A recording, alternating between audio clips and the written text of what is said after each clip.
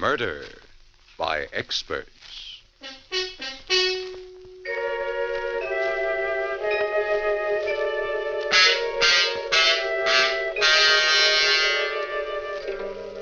The Mutual Broadcasting System presents Murder by Experts, with your host and narrator, Mr. John Dickson Carr, world-famous mystery novelist, whose books have been translated into 17 languages and have sold over 10 million copies, and author of the recently published detective novel, Below Suspicion.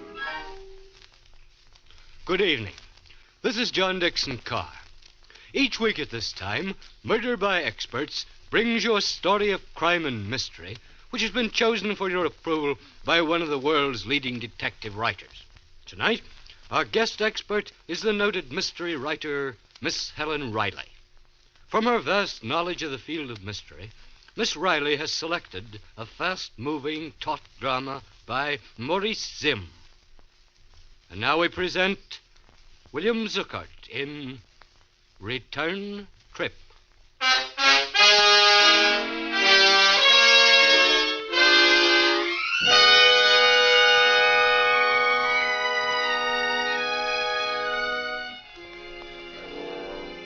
Our scene, a small, plainly furnished hospital room, late at night.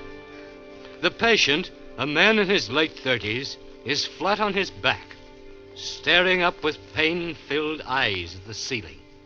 He raises his head slowly as the door to his room is opened. Nurse? Yes, there's someone to see you. Yeah? This is Superintendent Andrews of the State Institution. Oh.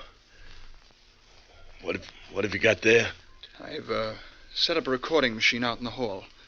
Careful of the wire, nurse, when you close the door. The doctor said not to keep him. Yes, I'll make it as brief as possible. You may go now, nurse. Very well. Do you, mind if I hook this microphone at the head of the bed? Suit yourself, fella. Well, it was a choice between a recording machine and a stenographer, and I figured that in your condition... Well, who said I was beefing? Go on, ask your questions. I have only one question. What happened? You mean I can tell this in my own way? That's great. Had an uncle once, that was a writer. He wouldn't have gone near this kind of a story, though, with a 10-foot pen. No, he went in for happy endings.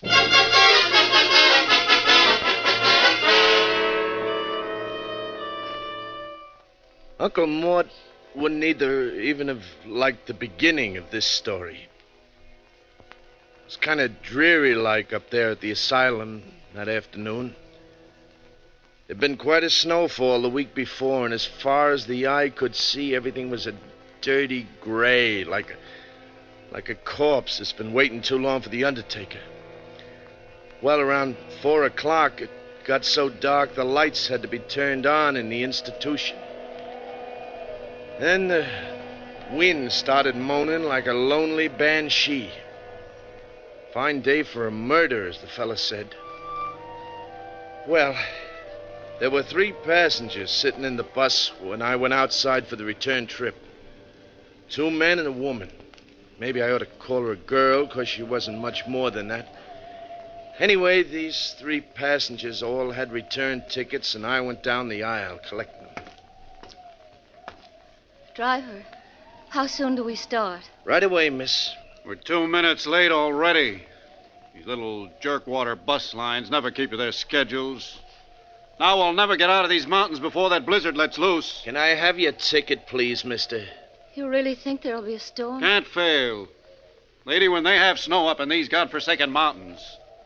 Now, this morning on the bus coming up, a man was telling me about the time... The windbag was sitting right across the aisle from the girls, 2nd row from the front. Halfway back in the bus sat the 3rd passenger, all huddled up in his overcoat. He didn't open his trap. Well, that was the picture as we swung out onto the highway for the return trip. And this guy in back of me seemed to be itchy to start a conversation with somebody as soon as we got rolling. Might as well get acquainted, miss. 50 miles before we get to civilization. John Willard's the name. I said... Oh, beg your pardon. Were you speaking to me? Oh, yes. I'm afraid I was thinking of... Oh, sure. Sure, these visits to the institution, always depressing, aren't they? This is my first time. Oh? Some friend? My husband. Oh. That's too bad. I hope... What's that? Some kind of siren. Yeah, that's the asylum alarm, all right. Well, that means he... One of the inmates must be playing hide and seek with the keepers. That happens every once in a while. Gosh, what if it's my brother? Oh? Is he the busting out kind? Oh, it sort of upsets him to see one of the family, but then we don't come to see him, it upsets him even more. I see what you mean. Do they always catch them? Well, they tell me the place has never lost a customer yet. A moment ago, I was praying that it wasn't Jim. But now I don't know, even if they had to. Well, it would be better than seeing him as he was today. Anything would be better than Listen. seeing him... Hey, that's a police siren. Sounds like they're almost on top of us. Yeah, there they are. Look out, they're going to pass us. That's nothing. They're flagging me down.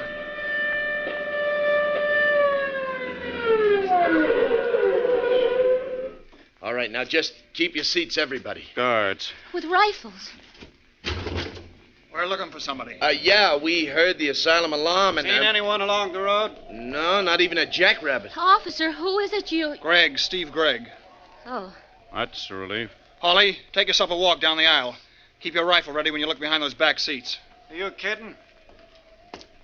Hey, when was this coming out party? I don't know. Maybe as much as a couple of hours ago. Oh? Does this Gregg have a gun? I can't guarantee he hasn't. But it was a file that sprung him. A tiny steel file. Must have been working away at the bar since the day he was committed. A month ago. his stay was short. Nobody back here? Now check the gents for identification. I know how it is, driver. Can't take chances. Well, of course not. Here's mine. Okay. I didn't really mean that... Your name, it's- Frank Keniston? You can read, can't you? Friendly cuss, ain't you? You know, that's the first peep that passenger has let out. I was beginning to think he was a deaf mute. Yeah. Well, here, driver, you can have this stuff back. Oh, thanks. What about you, mister? It's okay, Hawley. His name's John Willard. I checked his identification. Okie doke. Come on, then, let's scram. We gotta find Gregg before he finds anybody. Yeah. Driver, you can turn around and go back. Go back. Go back, why? Look, this Gregg is a killer. A ruthless, senseless killer. What I mean is, when the mood strikes him, he strikes. Well, what's that got to do with us turning back? Didn't I tell you this guy kills even without reason? Now he's got plenty of reason. He's got to get out of these mountains, but quick. If he's down the road, there are a lot of ways he could stop a bus. I say turn back. But that blizzard's liable to break any minute. We could be snowbound up here for days. If I had to spend even one night in that institution, so help me, they'd have to keep me there. Listen, driver. Now, just a second, Mr. Willard. You're just one passenger. There are three. What about you, miss? Well, whatever you say. Mr. Keniston?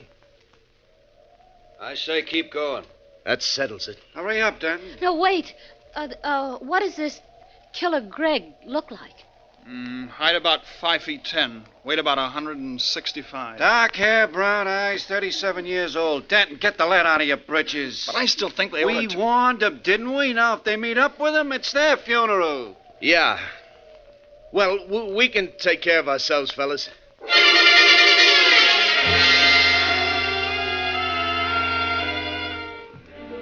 Well, after the guards left, I really set that bus to rolling.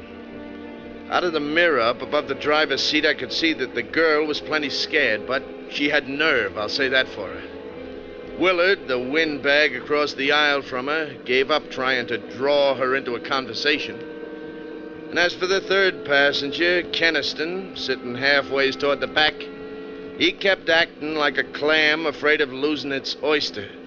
Might as well have had lockjaw, if you get what I mean. Well, we hadn't gone more than another mile or two before the wind started to rise. Kept it up until you'd have thought all the devils in hell were trying to break loose. Got black as the inside of a tomb until the snow started to fall. But with that wind whipping it around, it didn't exactly fall. It was a real howling blizzard.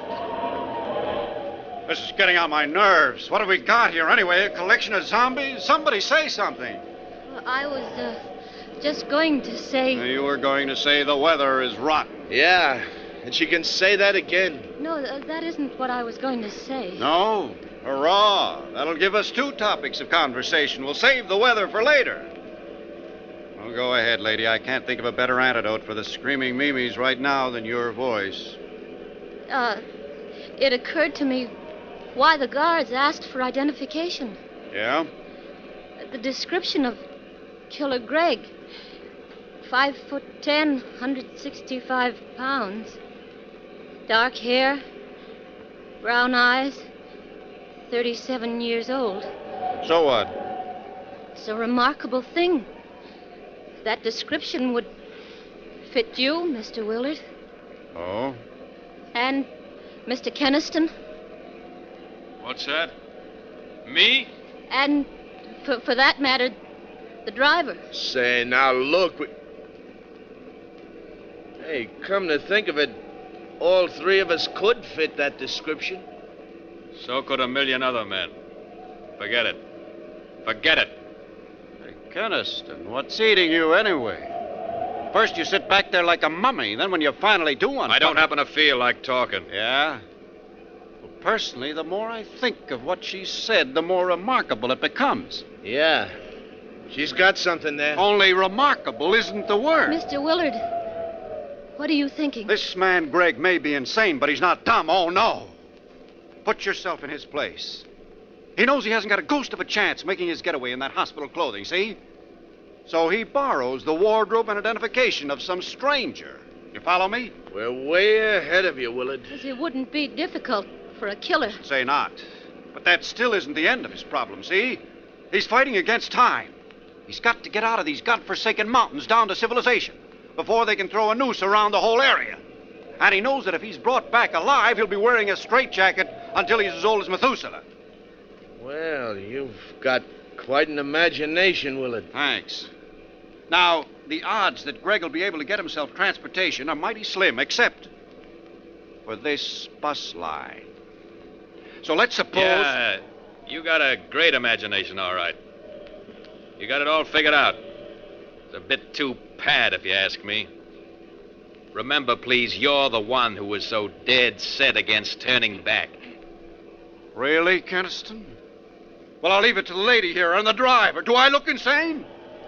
Well? Search me. There were times, long periods of time when Jim didn't either. It's my husband, I mean. That was the terrible part of it. He would be just like the old days, and we'd be so happy together, and then all of a sudden, without warning, he... It's Keniston's been acting crazy, not me.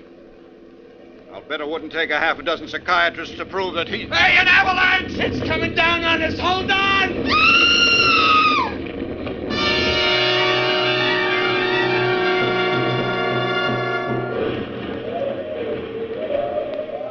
After the avalanche struck, I sat there gripping the steering wheel, sort of stunned. And there wasn't a sound except for the wind. And it was muffled by the snow barrier that packed us in. Even on the far side, the bus was buried up to the middle of the windows. Well, all this was only a matter of seconds, I suppose. And then suddenly the quiet was broken by the most gosh-awful racket. It was as if somebody had up and given the signal for my passengers to go completely crazy. Get me out of here! Now, take it easy, will you? Get me out of here! Look out! Willard's got an axe! The axe! Take it away from me! Let go of it, Willard. Let go of that axe. Well, that did it. He's the one. He's the one. Lucky I saw him grab the fire axe from up on the rack. It's what the district attorney likes to call a lethal weapon. And then some. Step back. He's coming too. Yeah, tie him up. Here, you'll find a rope in the dashboard compartment. Get it for me, huh? Driver, I'll report you for this. You will, huh? I was going to smash a window so we could get out of here. Oh, yeah? Sure. What'd you think? Oh, so that's it. Here's a rope, driver. Please, here, you can't do that. You can't tie me up, you fools. I'm not Killer Greg. Maybe he isn't. Maybe. But like the guard says, we can't take chances. Now, if you're innocent, mister, you can prove it to the authorities. If we ever live that long. Have you forgotten that we're trapped here by an avalanche and a blizzard that could go on and on and on? Just the same... Stop. This is ridiculous. What do you mean, miss? Well, it's just that there's no proof that Killer Greg is on this bus. Well, if you put it that way, It's all my fault, and I'm very sorry. My only excuse is that I was so upset by seeing Jim, my husband. I still say that Willard... No. We've got to start acting like rational human beings. You let poor Mr. Willard up from that floor. Thanks, lady. All right. But I'm warning you, Willard, no funny stuff. Snap out of it, driver. We've got to get out of this mess. Hand me that axe. Do I look that dumb? All right, then use it yourself. Smash a window so we can crawl out. Willard, what makes you think the windows won't open? Huh? Then open one. What for? To let in the blizzard? But we've got to get out of here. Not me. Take a bear to make even a city block in that blizzard. But we can't stay here. Why not? We're not freezing yet. Driver's right. Our best chance is to sit pat until the storm lets up. But what if it doesn't? If and when the weather clears, we can send out a party for help, huh? Yeah, or maybe a road clearing crew will come to our rescue. Yes. I suppose that's the sane thing to do. Wait here. Well, how about you, Willard? You also decided to do the sane thing? I don't like that crack, Keniston. One more like it. Now, look, we're not starting that again. That's going to be a long night. We might just as well make ourselves comfortable and try to get some sleep. Sleep? Cut it out. Miss, you take the back seat. That's the only one that runs the full width of the bus. You can use your lap robe for a quilt, huh? All right, driver. I want to apologize again to everyone for the way I behaved. Casting suspicion. Forget it. Need any help? No, thanks. I don't know what came over me, starting that idiotic talk. Please What? What's the matter?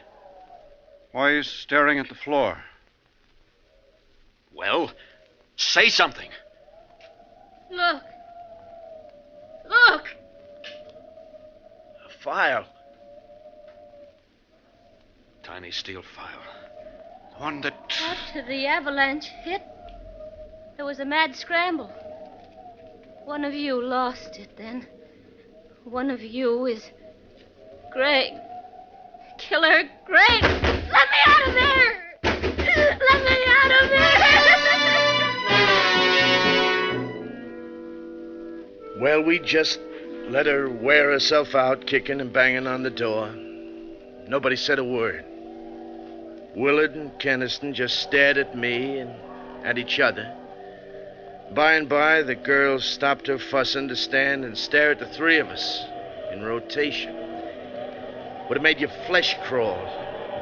And outside, the blizzard was getting worse, if possible. Finally, I reached into the watch pocket of my pants and brought out the old timepiece. What time is it? Broke the crystal. Still says 4:15. It's 5:30. It's only an hour and a half since we started out. Only an hour and a half. 5:30 in the afternoon. And at the very best, we're stuck until morning. 16 hours. Might as well be forever. Now, look, miss, we just got to make the best of it. I still think you ought to go back to the rear seat. And sleep? If you can, yeah. Willard, the driver, and myself will be keeping a rather close eye on each other in the light of recent developments. You'll be all right, especially if you take that axe away from the driver. Huh? Let her have it for her protection. Sure, let her have it. Yes. You give it to me. Okay. You, holding on to the file, too? Of course she is. The file could also be a lethal weapon.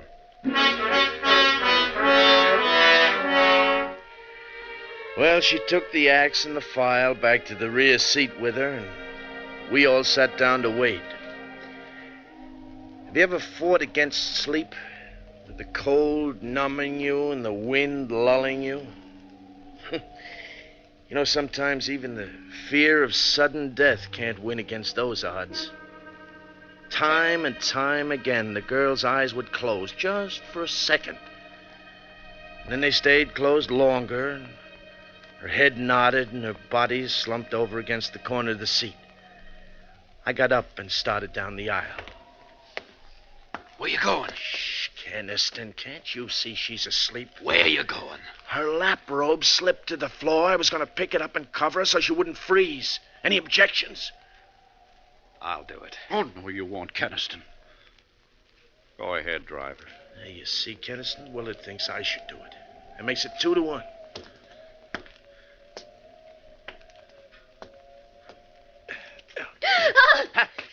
Help me! Help me with this wildcat! Get that file away from me before she jabs my eyes out! She was like a devil on a pinwheel. I was lucky to tear loose before she did any more than nick me about the face. Afterwards, when Willard told her what I was up to, she apologized, but I didn't go near her again all the rest of that night. Well, about 5 o'clock, the blizzard stopped, and at 7, the sun managed to break through. We held a council of war. We can't send out for help. Why not? Don't you see, Mr. Willard? If we split up the men, whichever of you is Greg would have too good an opportunity. Whether he goes or stays. Well, you could go. Alone. I'd never make it. We could all go together. How about that, driver? Well, I'd rather stick with the bus, Keniston. But before we decide anything, let's get out and look around. We got a window open on the far side of the bus and crawled through. The girl first. She was still clutching the axe and the file. Come here and look. Another few yards and we'd have escaped the avalanche entirely. We can shovel our way out. I'm sure we can. Well, there were 2 shovels in the tool compartment at the tail guard of the bus.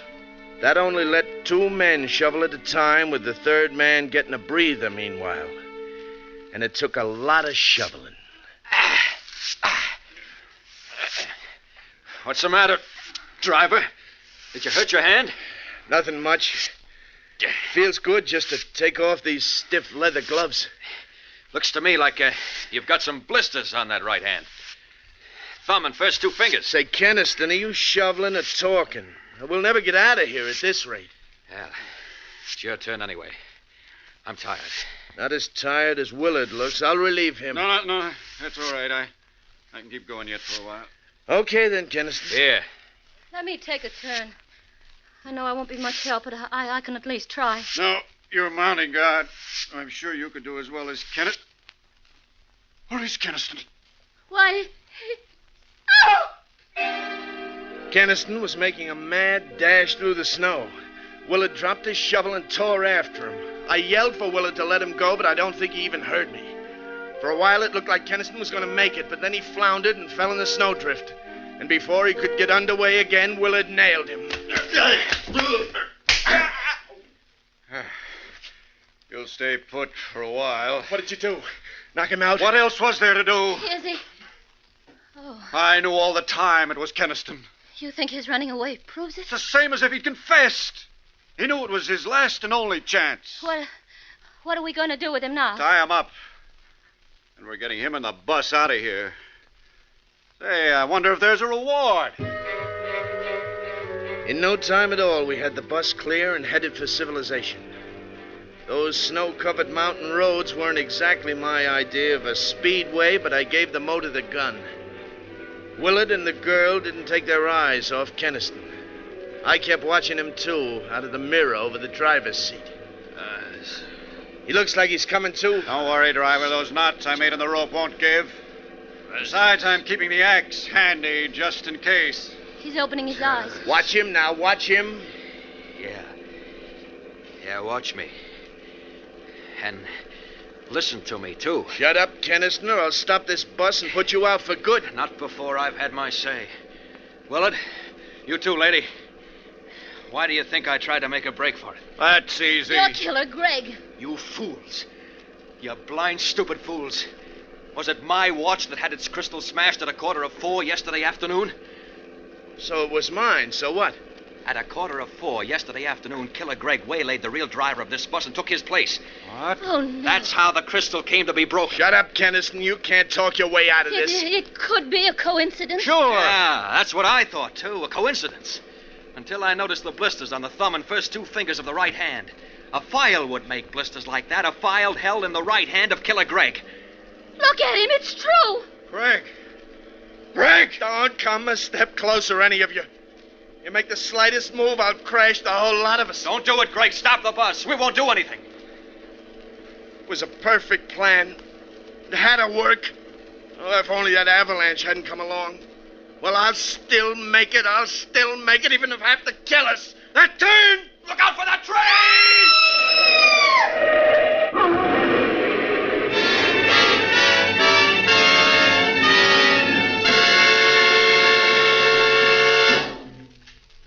You got all I said on your recording machine, huh, Super? You got it all, huh? Yeah, I'm right back where I started from. The asylum. Anyway, I outlived those 3. I outlived those 3, didn't I, Super? Killer Greg, that's me.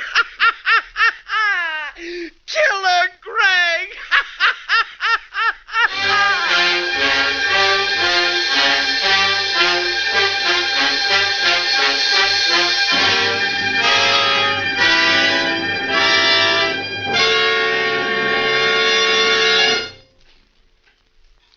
And so the curtain falls on Return Trip, which was chosen by guest expert Helen Riley, whose latest thriller is Staircase 4. Next week at this time, Murder by Experts brings you a story of a woman who awakened from a nightmare to find reality even more frightening, as selected for your approval by one of America's leading detective writers. Until then, this is your host, John Dickson Carr, hoping you'll be with us next week at this time.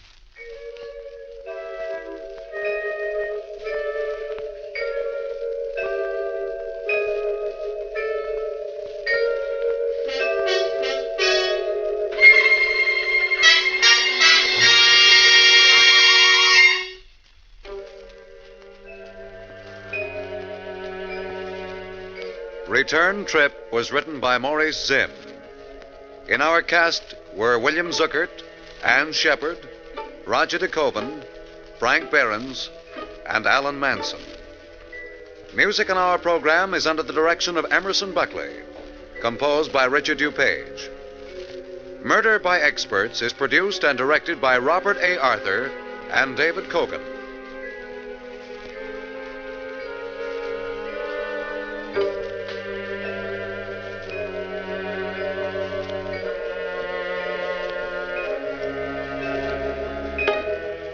All characters in this week's story were fictitious. Any resemblance to the names of actual persons living or dead was purely coincidental. This is Phil Tonkin speaking.